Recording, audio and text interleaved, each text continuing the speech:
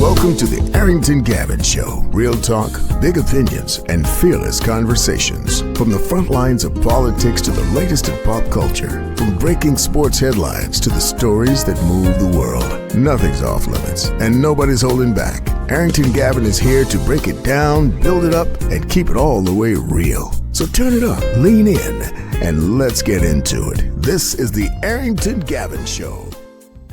What is going on, ladies and gents? Welcome to the Arrington Gavin Show, your go-to spot for sharp insights, bold opinions, and unfiltered takes on the biggest stories of the day, whether it's politics, sports, pop culture, or the latest buzz. Look, we're diving deep and keeping it real. So do me a favor, kick back, stay informed, and get ready to join the conversation. On tonight's convo, former President Joe Biden is set to release his presidential memoir, where he discusses his time in office, as well as why he chose to pursue a reelection. That's the part that I'm interested in hearing. In addition to that, we got some entertainment news out in the music world. You got Jay-Z coming off of a historic anniversary concert show that was star-studded. You had a lot of folks in attendance. You had a lot of folks that hit the stage. Of course, what huge success, like a huge successful figure like Jay-Z, comes with your haters. And you got Dame Dash, who has not, or Dame Dash, he has not seen the light of success in a long time. He's been having it rough. I will say he's been having it very rough. He had a very just the last time I saw him, we knew when he was on the Breakfast Club, and that was just a pitiful interview. And don't get me wrong, Dame Dash has done a lot of great stuff, to my understanding, in the music industry. He has seen success, but he's just made some awful business decisions that has affected his pocket. You know what I mean? And so when you hear somebody like Dame Dash hating against somebody that's successful, it's almost like, okay, typical Dame. He's hating because a person that he was at one point working alongside with and helped start a certain business is now one has thrived, become a billionaire. He is, he has lost a lot to the point until he's leaving millions and now becoming a thousandaire. You know what I mean? Like, it's hard. So we're going to talk about that. What else are we going to talk about? We're going to talk about, Chuck Schumer. Chuck Schumer, minority leader in the Senate minority leader, Chuck Schumer, is seen on film farting. Man could have hold his gas. And I feel like there's a lot of folks in Congress and in Senate that can't hold their gas. And is that an age joke? Yes, the hell it is, because there's a lot of old folks up there that need to retire, need to go on somewhere, but they just don't want to give up that power. And they starting to make a fool of themselves. Again, can't hold in your gas. And the man farts. I got the film. I got the clip. We're going to share later on. What else we got? We got a few things we're going to talk about here on the Arrington Gavin Show. So, as always, folks, thank you so much for taking the time out of your busy schedule. As you know, we drop new episodes Monday through Fridays, weeknights at 7 p.m. Eastern Standard Time on YouTube and wherever you get your podcasts, whether that's iHeart, Spotify, Apple, just to name a few. I just share those because those are some of the most popular ones that a lot of folks are using. But wherever you get your podcast, you will find the Arrington Gavin Show. As I mentioned, follow us on YouTube. We got a great YouTube channel. We're continuing to try and grow our channel. So if you can do me a favor, subscribe, like this video, subscribe to our channel if you have not done so yet. Share with a friend, share with family. I truly appreciate it. You can also follow us on social media at the Arrington Gavin Show. The Arrington Gavin Show on Instagram. You can also follow us on X at AG Show Live. All right, AG Show Live on on X, and then you can also check out our awesome website, see our awesome website, www.theagshow.com. You can catch up on recent shows on there. You can hit me up through our website. It's a wonderful website, so feel free to browse through. Now, I almost for a second I almost sound like Trump there. It's a great website. It's wonderful. It's the website of all websites. It has pictures. It has it has a little bit of everything on there. It does. It's a great website. Really good. Better than all the rest of those websites. Um oh, by the way, this is episode 632. Damn. It blows my mind the fact that we've done already it blows my mind that we've done over 100 shows, yet alone over 600 shows. So this is 632. Hope you all enjoyed last the last show we've done with who do we have on? Oh, Mike Termat, who was a former libertarian vice presidential nominee. He's currently left the uh Libertarian Party. I believe he left maybe a couple years ago, and has joined back the Republican Party, because he was a Republican from the get-go. He was a libertarian for about 15 years, or close to 15 years. But he is back in the Republican Party. But I had such a great conversation. He's going to continue to come back because, again, I believe that there are reasonable Republicans that exist. I'm not that kind of person that's like, oh, Republicans, they're all bad. Look, I think the same way about Democrats. I don't think all Democrats are bad. You know what I mean? Like there's great folks all around that just happens to have different political views. Okay. I'm an independent, but it doesn't mean I can't have a conversation with folks from other political standards and values. And so I really appreciate Mike Trematt for taking the time out of his busy schedule to coming on the program. As you know, he he is currently running for vice president. He's running for in the 2028 elections. He's announced he's running for vice president. Very interesting, I know, but hey, having the conversation. And if you have not watched the last episode, y'all need to do so. Please, y'all need to check out that episode. It was very it could have gone close to 2 hours, really. I mean, the best thing about going full independent with this program and not being involved with, because we started off as a podcast, and then we had partnered with radio stations, talk radio stations, which is a blast. And I mean, hey, you never know what the future holds for the Arrington Gavin show. But we worked with them, and we had to kind of I wouldn't say censor, but you have to go through certain rules when you're working along with talk radio stations. Now, coming back to independent, we can do whatever the hell we want. So that being said, we don't have to do a hard stop for an hour, right? That's because for the most part, I keep this show close to an hour.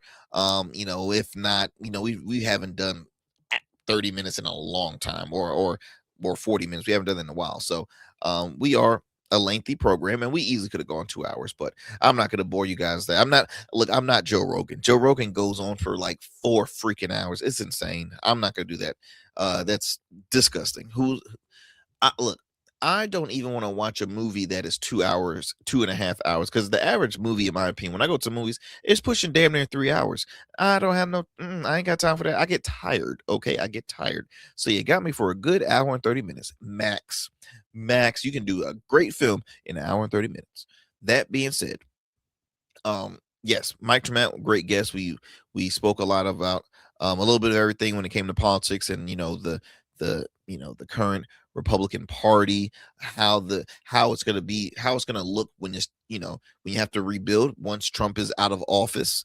And so it's interesting. It's interesting. So be sure to check that out. And also check out his podcast he co-hosts, called Liberty Lens Podcast. Liberty Lens Podcast. Check it out. It's really great. Let's see, what else do I got for you today? Hope you all are having a wonderful evening. I had the opportunity to go to the gym, had a great workout, ate a great meal, stuffed myself like a fat ass I am. Okay, I stuffed myself, and it was good.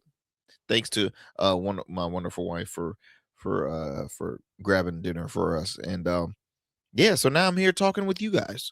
because that's what I do. I love to have the opportunity and just to follow you up on some of the latest news, to give my take. Like, I love to have conversation with you all. So what we're gonna do right now is we're gonna head to a commercial break.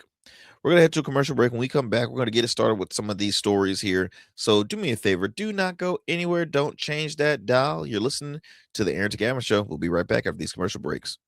Let me tell you something most people get wrong about suits. A suit isn't just about you wearing it. It's how you show the world who you are. It's your handshake before you say a word, your presence when you step into any room. That's why we design statements at Dapper Luke. We don't just make suits. We'll start with the fabrics that tell your story, luxurious wools, silk, linen, and blends sourced from the finest mills in Italy, the UK, and India. Then we'll combine that with your vision, your personality, and your style. Every detail is tailored to you, from the fit to the finish. Whether for your wedding, a gala, the boardroom, we specialize in creating custom suits that are unique, just like the men who wear them. We spent years perfecting this craft, apprenticing under designers in New York and showcasing collections in New York and for Baltimore Fashion Week. None of that matters as much as seeing the look on your face when you try on your custom suit. Over 900 clients have already trusted us to deliver the best custom suits. They trust me to deliver the confidence. We proudly serve Virginia Beach and Baltimore and would be honored to bring your vision to life next. Let's create something unforgettable. Book your free consultation today at www.dapperluke.com.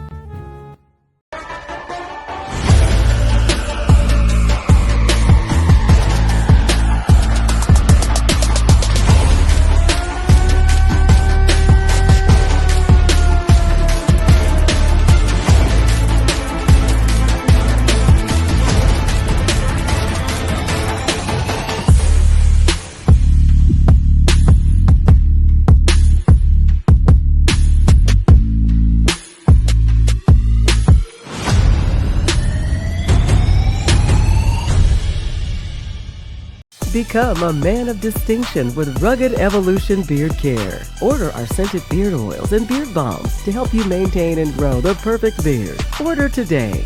Try our men's care products like the full body exfoliating cleansing bars, body wash, smooth stash, and more. Log on to our website or download our app to place your orders. Rugged Evolution Beard Care. We're your luxury but affordable men's care line. And remember, rugged is the new smooth. And we still in traffic. Don't look familiar, do I? Not in this seat. Hey, what's that you listening to? Here to host today. Hey, turn it up. Yeah, that's that new Goat Verse app. I got you. So y'all want to know where the goats are? They're off on the sidelines. Looking for fresh, relevant content wherever you go? What was the name of that he said? Introducing Goatverse TV. Goatverse, that's what it's called. The free streaming app that brings you the best podcasts, current events, and thought-provoking opinions all in one place. Download it now from the Apple Store or Play Store. In Goats, we trust. All right, y'all. Welcome back to the show. Welcome back. Let's start off with some fun here. So, Chuck Schumer, minority leader in the United States Senate, Chuck Schumer, who represents New York, farts. Yes. Do I have a clip? Okay, wonderful. I have the clip here, so let me show you this here. Let's listen. Let's go ahead and listen in. Need a complete investigation that's independent. Now, on Iran and the NDAA, when all the Trump administration, we need a complete investigation that's independent. Now, on Iran and the NDAA, when all the Trump administration, we need. Oh man. Oh, that is. I'm sorry. I'm still that big kid that I laugh when people farts. My wife gives me such the evil eye when because look, I'm a guy, I like to partake in foods and stuff that might get a man a little gas. You know what I mean? Sometimes you try to sometimes you just stay quiet and hopefully no one smells anything. Sometimes I'm thinking get loud. My wife gives me that look like, did you? Oh my goodness. I always mess with her. I'm like, you act like the world's about to end after a man farts. This is a little gas. Everybody farts. Everybody farts. Okay. But man, you could you can tell Chuck Schumer really wanted to like laugh, and he chuckled because he knew what he did. It wasn't I know they in an old building. It wasn't creaky floors. It wasn't the shoes. That thing literally said, them one of them old farts too. That's the prune juice fart right there. That's what that is. That's prunes that man was partaking. My goodness. But again, look out of all them old folks in office, man. Look, everybody be farting. That's why it ain't nothing new. But I just felt like opening the floor with that. That was our very first story. It's not really to share. It's funny as I read TMZ. TMZ actually spent the time to actually write an article about Chuck Schumer farting. So good job for TMZ, I guess. Good reporting. But I like TMZ. No shade at TMZ. This made my day right here. Oh my gosh, that's funny stuff.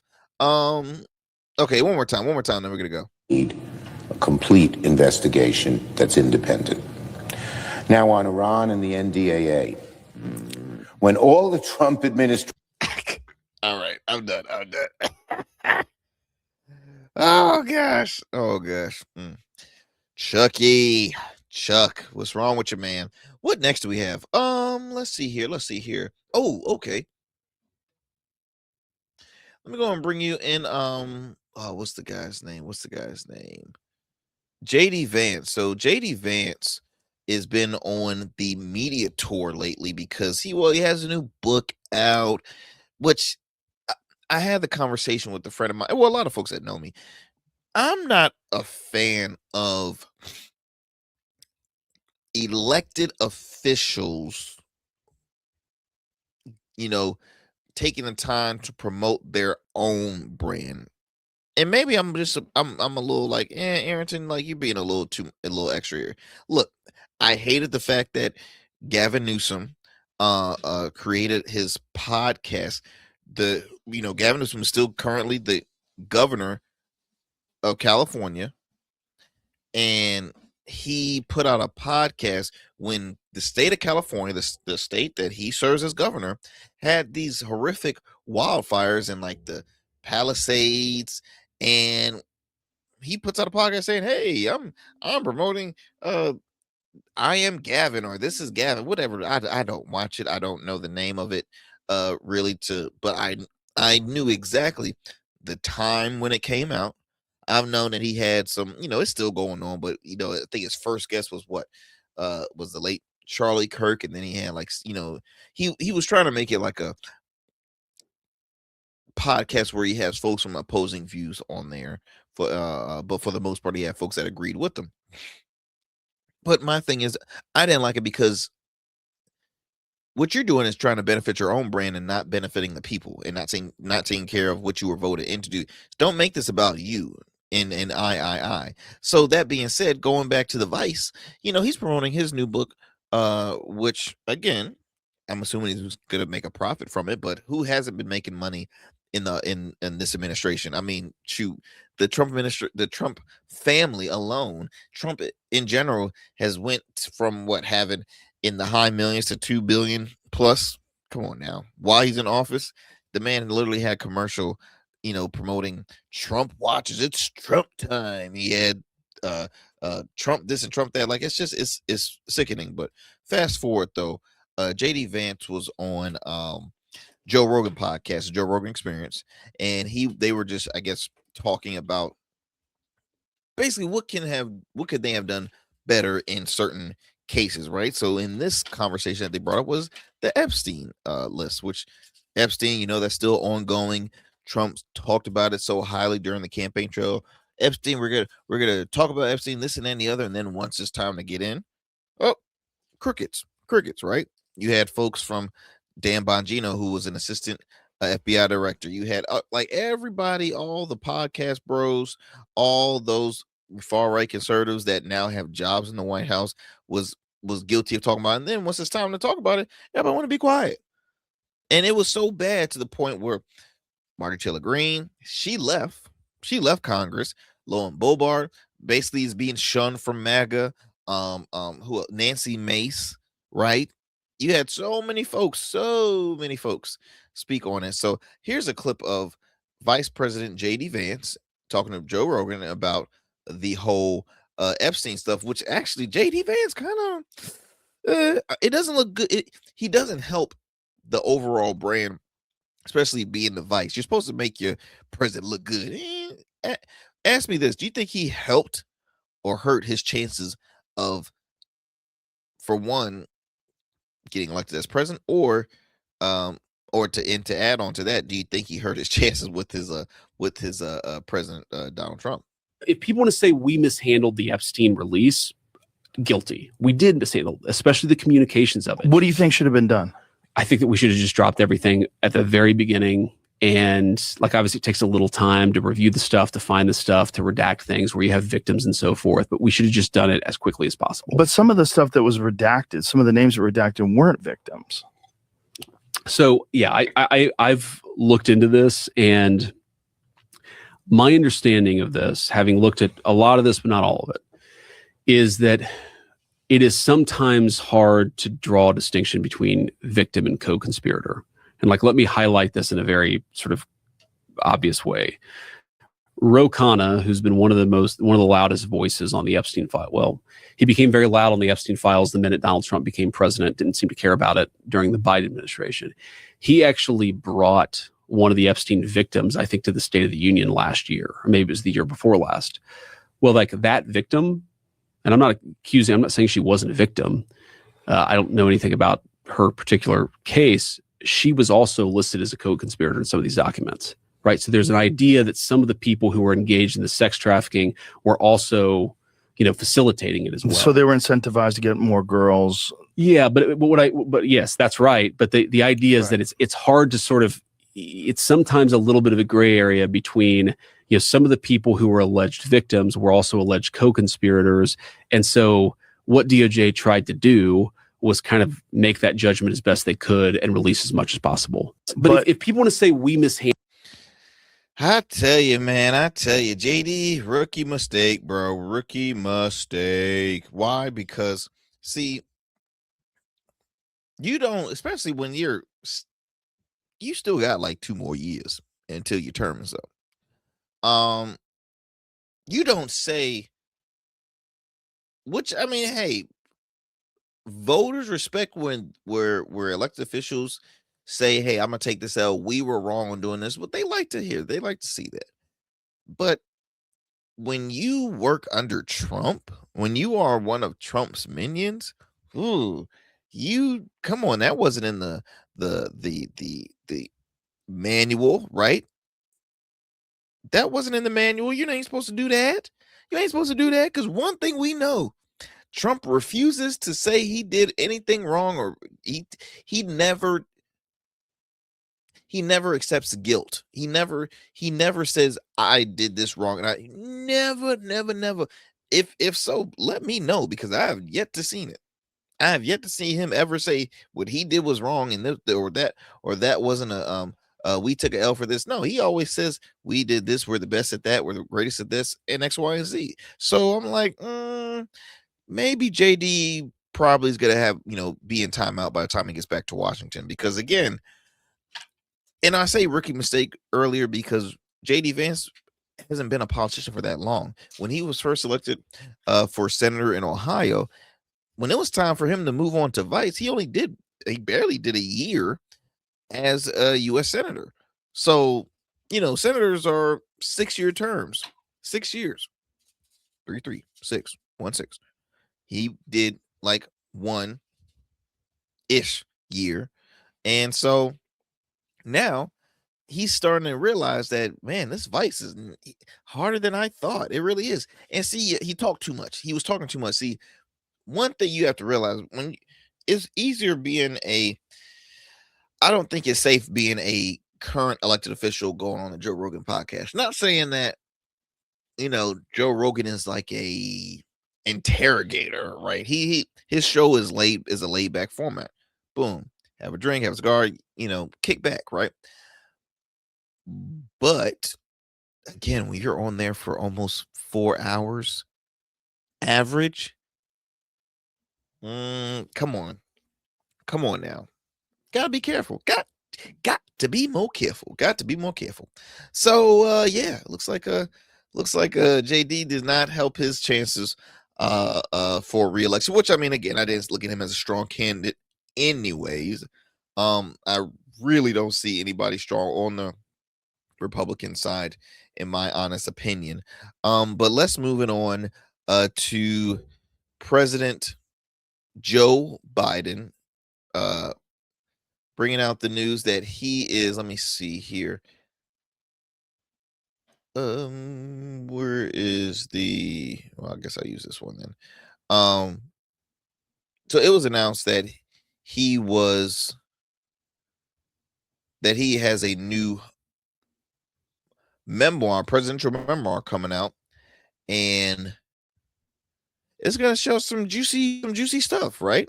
It's going to share Promise Me Joe Biden. That's what it's called. Look at that title there. So,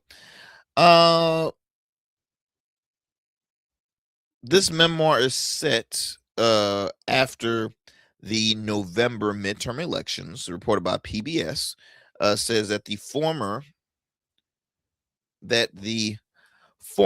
President Joe Biden will publish a memoir, Promise Me America, which he says will touch upon everything from the economy to his decision to drop his bid for reelection. Now, the memoir is scheduled to come out November 17th. So again, after the midterms, because midterms is what, November 3rd.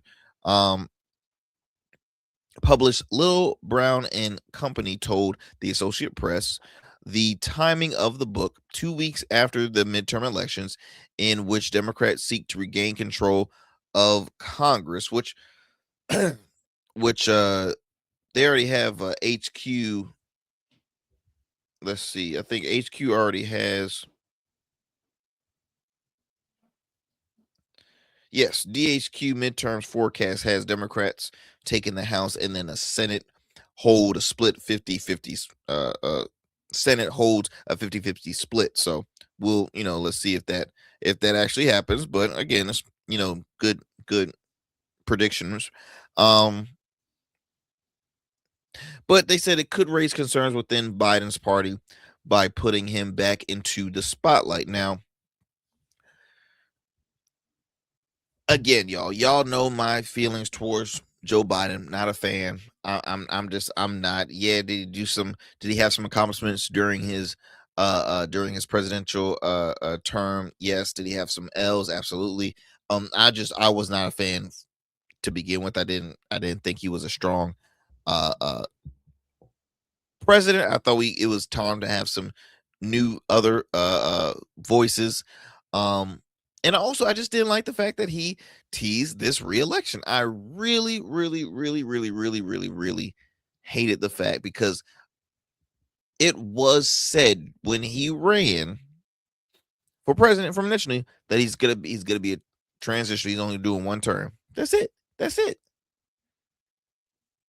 Then he says, "Nope, I'm running for reelection." He teases it. Then he drops out with giving his VP a little over 100 days to campaign for president.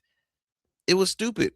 And I still to this day, I'm not a big fan of it. Because anyway, let me continue on this. Democrats remain divided on Biden's legacy, with many blaming his ill-fated determination to seek a second term for the Republican President Donald Trump's return to the White House. Leaders hope to keep the fall campaign focus on Trump and his record, and any leaks or promotional efforts before votes are cast could draw frustration. Now, Promise Me America is about the challenges we face as a nation. It's about the decisions I made, and why I made them. This is what Biden said. This is a quote from him in a video statement accompanying in a recent announcement. He also said that it's about why I chose to run for reelection and why I chose to step aside. Reports of the book have circulated for more than a year, and the former president himself has referred to it during public remarks, appearing to suggest at one point that it would be released before November election. Biden, who will turn 83 years old very soon, 84,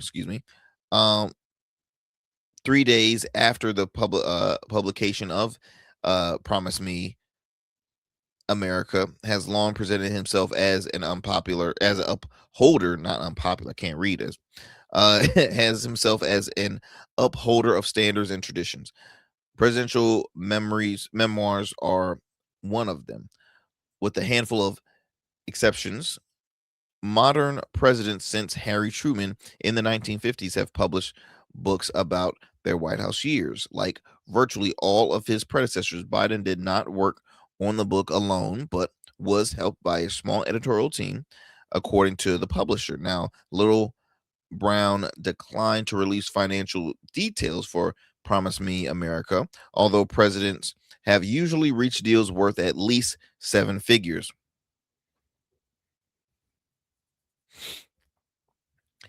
The book titles echoes a 2017 memoir by Biden, Promise Me Dad, which centered on the death of his son, Beau Biden.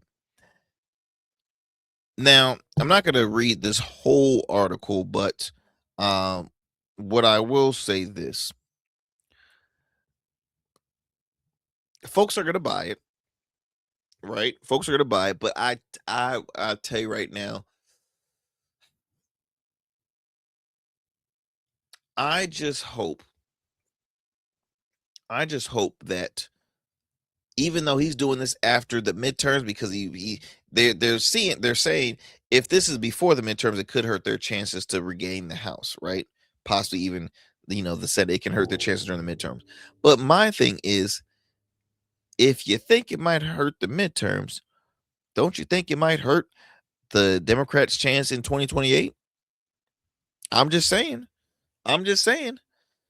Do you see, depending on the outcome of or the reception of this book, do you think that it could possibly put a dent to any form of momentum that the left will have in 2028? I mean, I'm curious because you got so many you got so many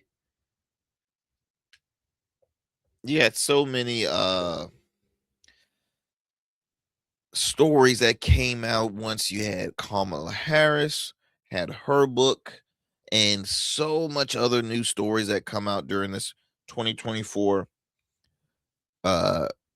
presidential election. So we will see.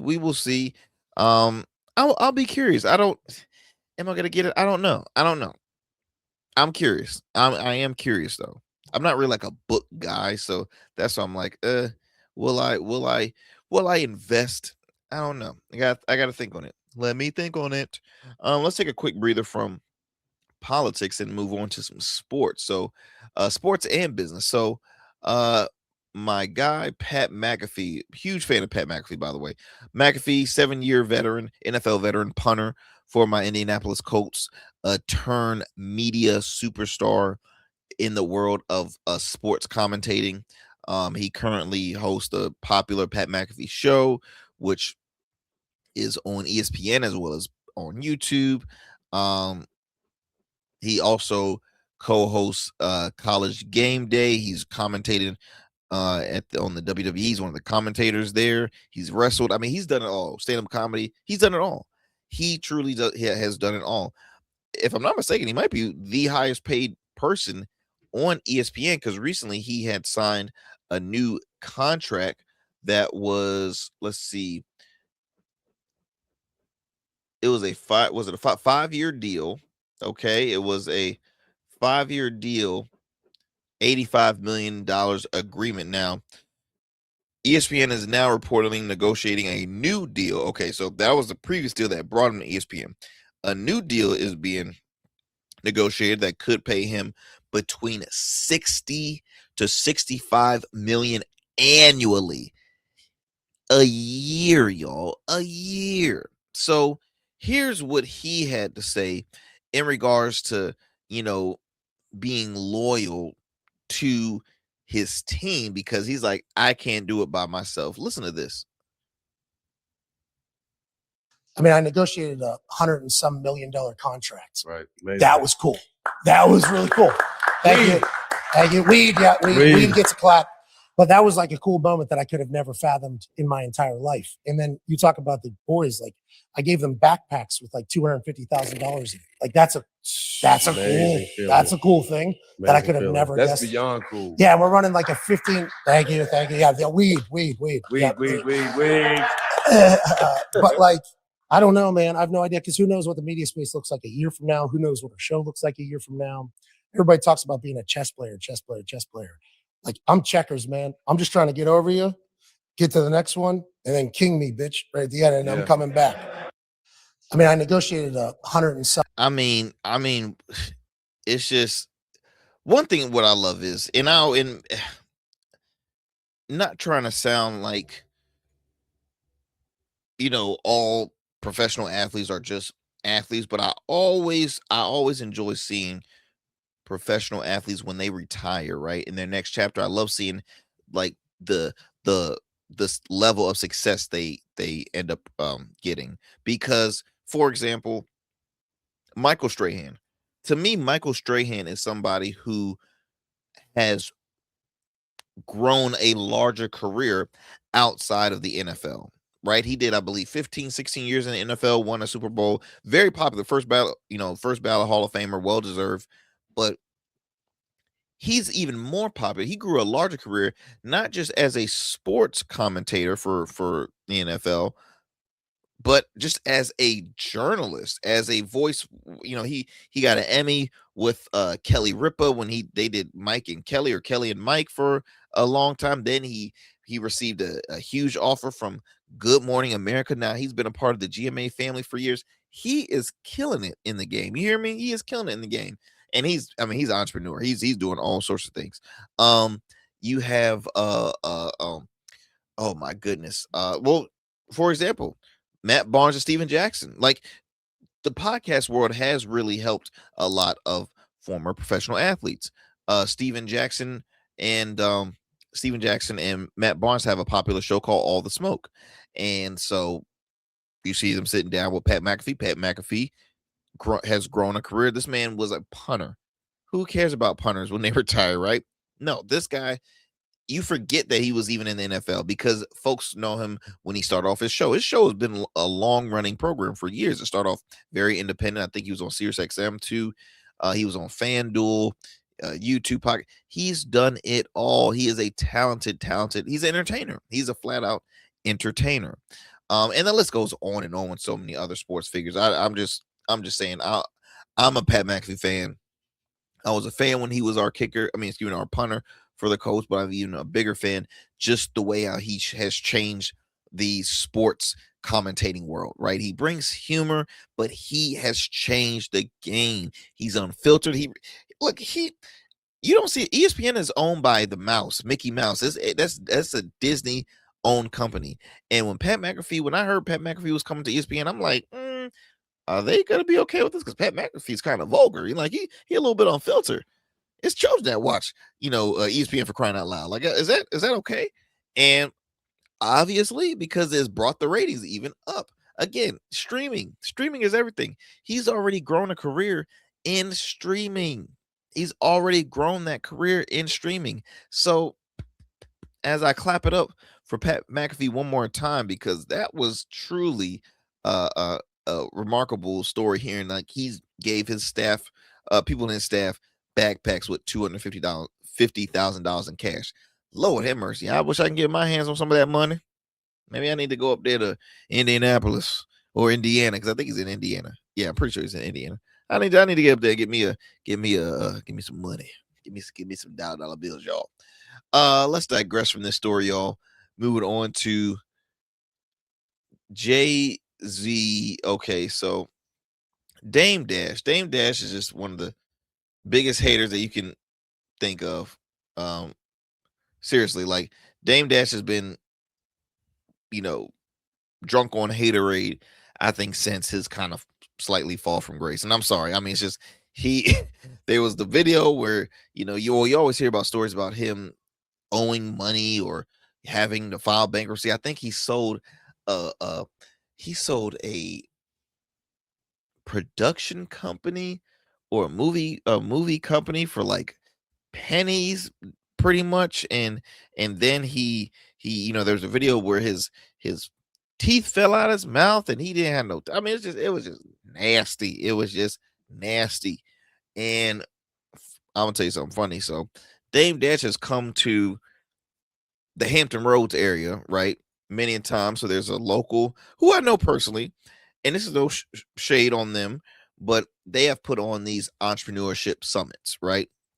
And they bring in a lot of folks from the hip hop industry, preferably, right? They've had reality stars, they've had former musicians, they've had music producers, and they come and they speak and they share their what helped them on their path to success.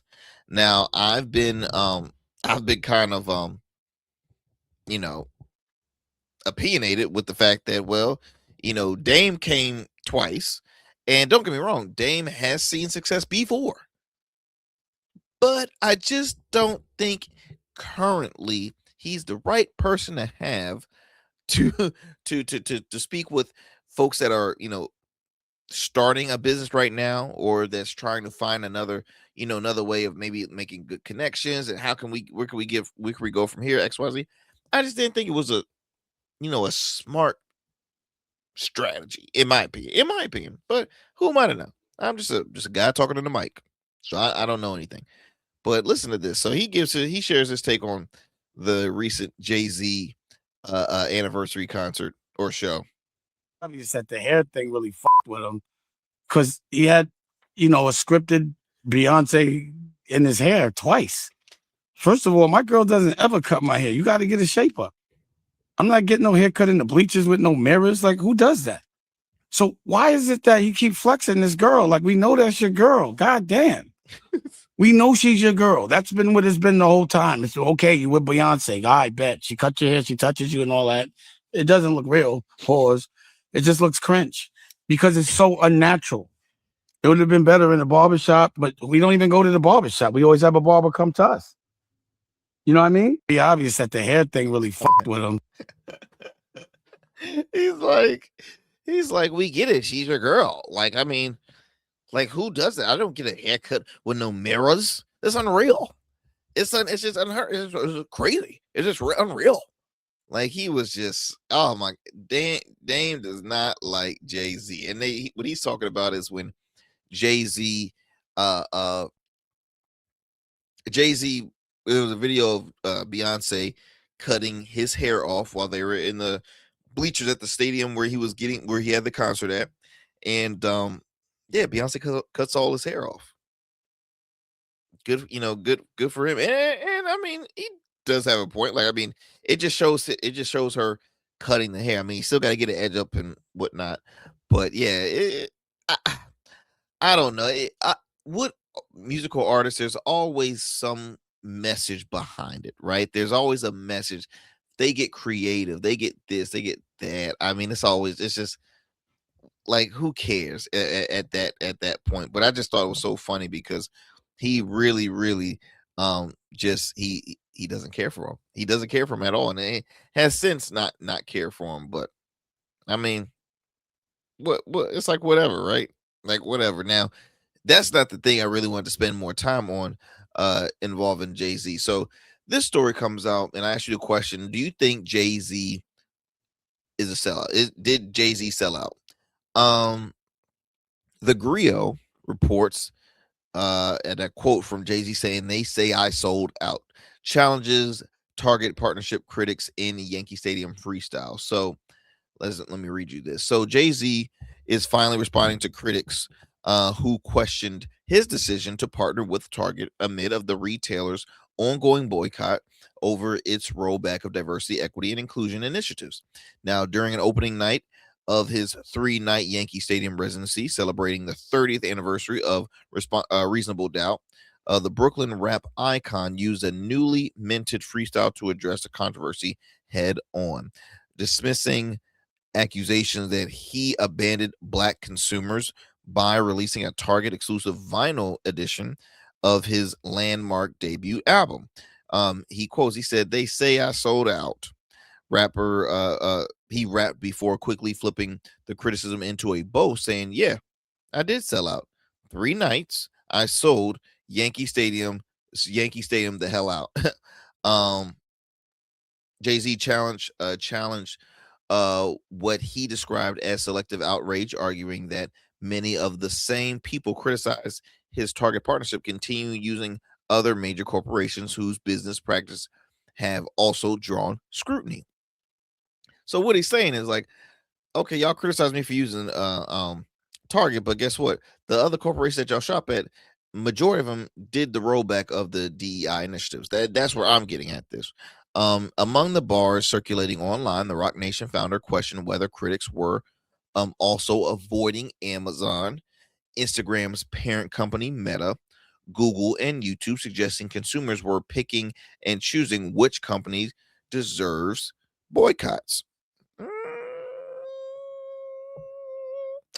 The comments marked Jay-Z's first public response since fans and activists criticized his decision to release a limited 30th anniversary edition of Reasonable Doubt exclusively through Target. Now, the partnership sparked debate because it arrived more than a year after civil rights leaders, including Pastor Jamal Bryant, called for the nationwide boycott of the retail giant following its decision to scale back several DEI commitments.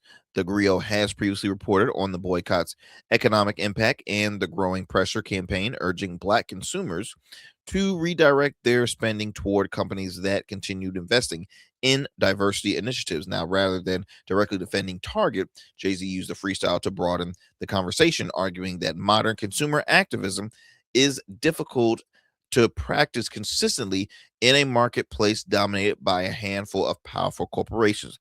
I totally agree with that right there. Okay, what I mean by that is, yes, we've protests, we've seen the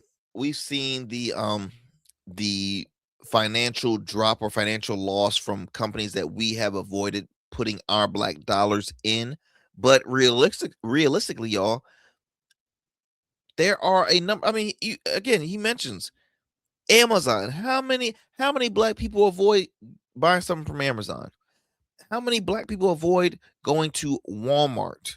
How many Black people avoid going to Target? I mean, I'm not trying to be rude here, but when it comes to buying things, look, the Black community, we invest some of the most in these major corporations, which, yes, it sucks the fact that we can never create like our own marketplace that will last long, that we can all invest in, that we can all put our money in and keep afloat. Like it's just I want to see it happen, but it doesn't happen for the most part. Look, I'll be honest. I'm a small business owner. I'm a Black owned business. Okay. Does that mean I have only Black? No.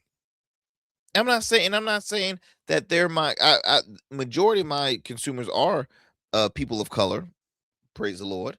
But we have a variety of ethnicities and nationalities that buy from me, right? And I'm very fortunate. But I know it's not easy sometimes being a Black business owner. It's not easy all the time because we can be criticized heavily by our own people. Sometimes it takes the longest for our people to buy from us, and it sucks because it's how many times do you always hear, my goal is to only invest in the Black dollar? How many times have we heard that? And I wish we didn't have to continue to recycle that. I wish it could just be one time and then keep it moving. But again, Jay-Z say, don't come at me calling me a sellout, because it's so many other companies that have that are not black owned. Again, how many of y'all love Tubi? Tubi's owned by Fox. Okay. Tubi's owned by Fox. I mean, I'm trying to continue to think. Hell, BET's not even black owned. Hello. He also pointed out, he meaning Jay-Z, he also pointed out his criminal justice advocate, referencing work through the Reform Alliance, the nonprofit he co-founded with Meek Mills in 2019. During performance, Jay-Z reminded the crowd that the organization has helped advance probation and sentencing reforms affecting thousands of people nationwide. The freestyle became one of the night's most talked about moments, but it was hardly the only headline. So many other things involved in this, but again, do I think Jay-Z sold out? No, I really don't. But I can also be biased and say, well, Jay-Z is a very wealthy man. He's a businessman. At the end of the day, he's a capitalist. He knows exactly what he wants to put his money. He knows. At the end of the day, I feel as though, why put all the effort in calling someone a sellout, because what he did a smart business decision by saying, well, look, I'm going to partner with a very prominent company with my 30th album, a deal that he probably could not say. Look, he's going for the big money. He's going for the big money. And it's just like, I feel like we spend so much more time attacking each other rather than just saying, okay, well, what can we do to change that? What can we do? What is the solution, in your opinion? Because we always complain, but we never have solutions all the time. And that's just coming from me. I could be wrong. I'm speaking just in my personal opinion. I feel as though we, like, even with the freaking boycott, like, that was a split, that was a argument going on. From everybody wanted to have the title of, no, I led this boycott, no, I led this boycott. It was stupid and it was silly, y'all. And all I'm saying is, just, we have to do better as a culture. We have to do better. That's all I'm saying. We have to just do better. I'm gonna leave it at that. Lastly, I want to share. Yeah. Lastly, I want to share this very cringing clip. So Haley Stevens is running in the Democratic primary for Michigan Senate, and she goes on this speech that, in my mind, I'm like, ew. Like, I don't think that's helping her chance. I think is, quite frankly, I think it's hurting her chance. Which, look, we're seeing a huge push of progressive socialist Democrats. You've seen a lot of momentum pushing in their way. Now, there was a dropout. From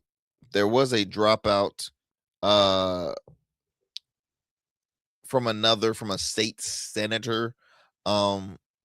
Forgive me, I'm blanking on her name, but she had dropped out the race, which made it, which was very impactful, because she was seen as a person in between the establishment and the socialists, right?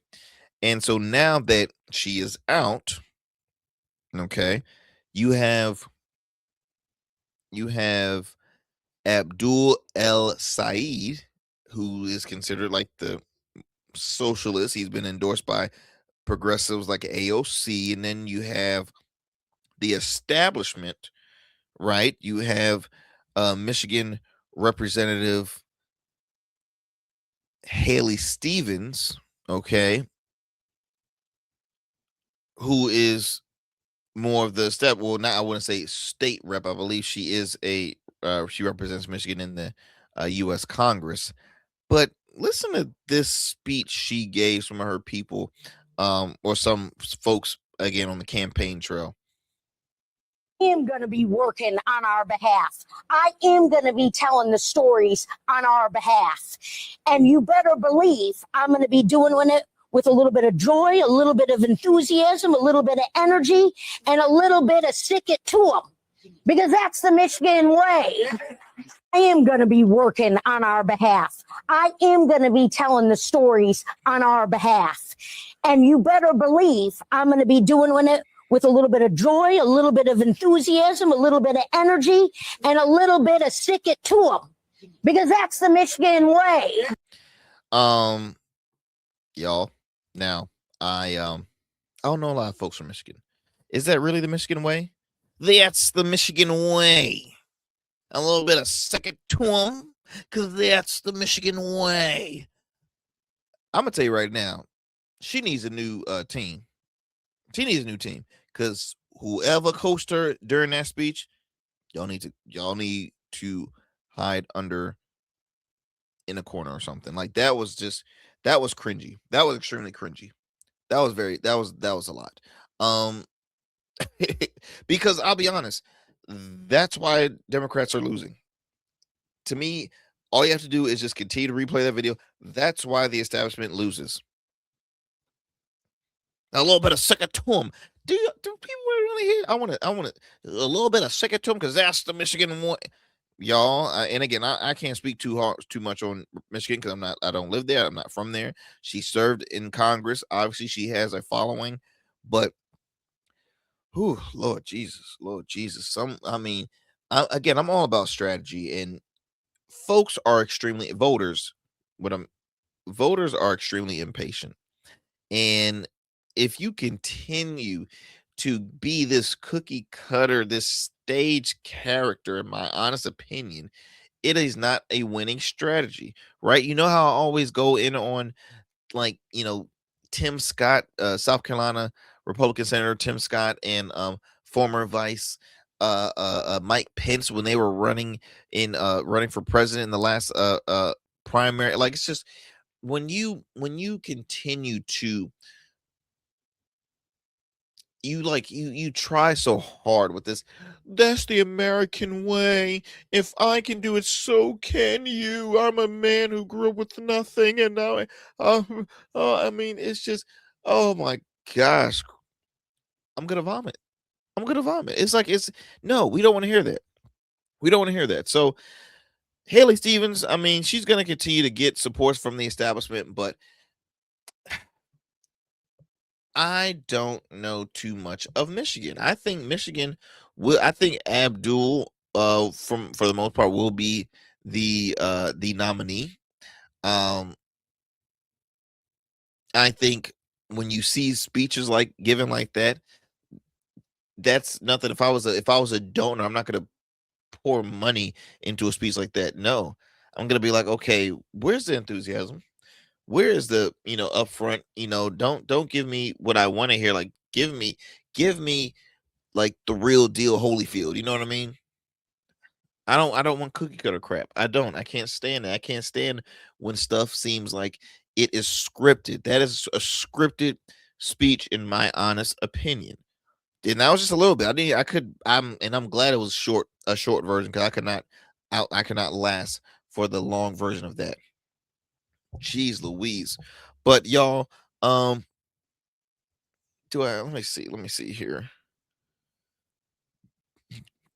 I'm over here telling myself, do I have some time for one more? I think I might. So let me share this final one here. So you have, I believe he's a Representative Randy Fine,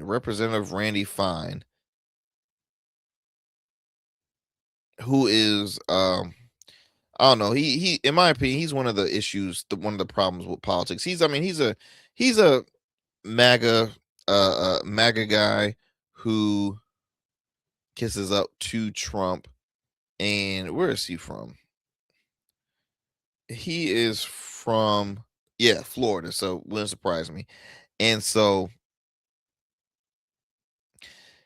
he continues to add so much divisiveness to society. And it's funny because while he as divisive, he begins to look like a fool. He was seen looking like a fool after getting grilled from a journalist from News Nation, a host from News Nation.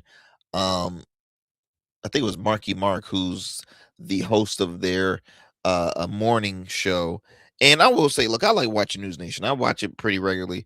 But News Nation is starting to be somewhat of the moderate Fox News, right? They're starting to be a little more, they're trying to be a little more centered, center right.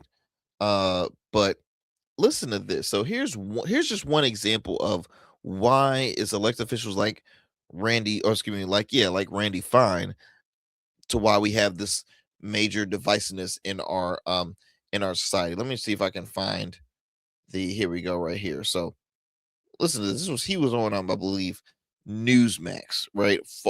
Far right leaning news network. Not even really news. It's freaking just biased. But listen to this. With the housing bill. So once Congress officially sends this to the White House, the president has 10 days to either sign it, veto it, or do nothing here. So where it becomes a law without a signature. Now, the president tweeted that he doesn't like some elements of this bill. You were one of 32 House Republicans to vote against the Senate version. So if he vetoes it, what do you think happens here? Well, I don't know. I mean, look, my issue was if Elizabeth Warren thinks a bill is great, then it probably isn't. And that's sort of how I look. But the enthusiasm with which Democrats had for this bill got me spooked. And I didn't come to Washington to work with Democrats. I came to Washington to beat them. So that was where I was. As for the president, he'll do what he thinks is best. And I trust his judgment. I certainly hope if he chooses to veto the bill, Republicans will not choose to override him. And certainly I won't be one of those doing that. So I get it. The president. Hold up. So let me go ahead and pause that right there. So he just said, again, a congressman out of Florida said, I ran to go to Washington to beat the Democrats. He didn't say I didn't go to Washington to serve my constituents of my district.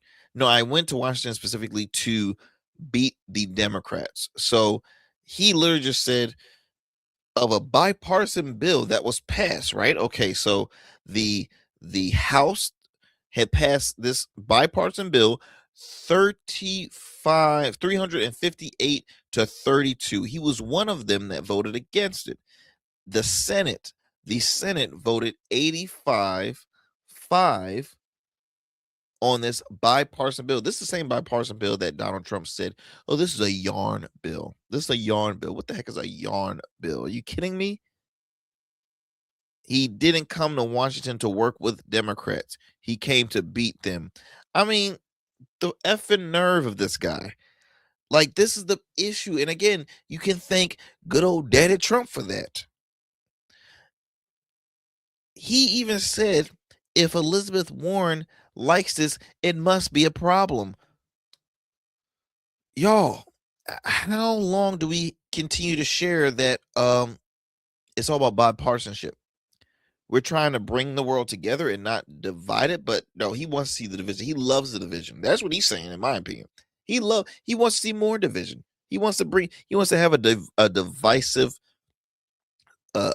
divisive nation. That's what he wants. That's what Representative Randy Fine just stated in that video, in my opinion. That's what it sounds like. But check this video. Check this out here.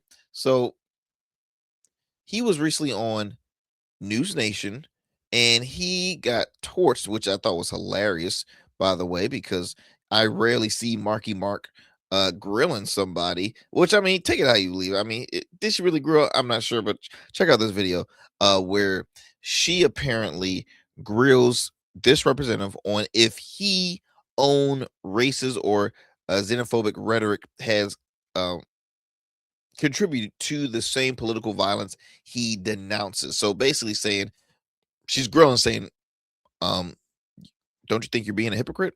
Check out this clip. We have real challenges in this country, real risks to this country's future. But the way that we settle those disputes is at the ballot box, not with violence. Yeah, and not calling on violence, but in recent tweets, you've called the socialist candidates the Muslim terror candidates coming from New York. You've called for the denaturalization and deportation of Jihadi Mamdani. Surely that doesn't help. Well, look, I didn't invent the term white supremacy or Christian nationalism. These are terms that have been used to describe groups out there. There is Muslim terror just the same. So I didn't invent how we use language. I just use it the same way that everyone else does. If folks in the media want to end the terms white supremacy and Christian nationalism, then it might make sense to reconsider the term Muslim terror. And it's certainly something that I'm open to. So again, I mean, certain social media post says how he got grilled. He didn't get grilled. She just called him in his, she basically just called him out like, hey, if you're criticizing these other folks saying this and that and the other, but you've also used the same rhetoric, isn't kind of like, spade to spade kind of, it's a hypocrite. And that's what we see a lot in politics right now, y'all. We see a lot of these folks point fingers, which really is pointing at them because they're doing the same thing. They're doing the exact same thing, y'all. But I want to close it up just to say, hey, look, it's folks like Representative Randy Fine who needs to be voted out immediately because all he's doing is continue to add the divisiveness in this country that we do not need. We need folks that are, I could care less if you're Republican or Democrat or independent. All I'm saying is, why don't you become a public servant to actually serve the public and not worry about trying to beat one of the opposing parties that you don't agree with, because that's silly. That's child play, in my opinion. Ladies and gents, thank you for sticking with us here on the Arrington Gavin Show. Hope you enjoyed the convo. Be sure to check us out weeknights, 7 p.m. Eastern Standard Time on YouTube. Stay safe out there. Stay informed. And I will talk to you soon for another great convo. I'm out.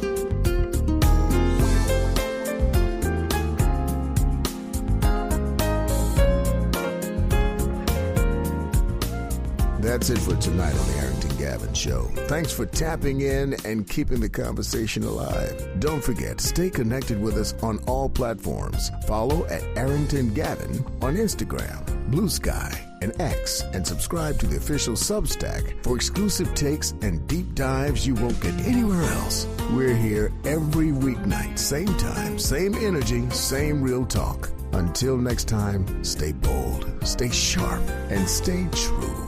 That's what we do on the Arrington Gavin Show. Peace.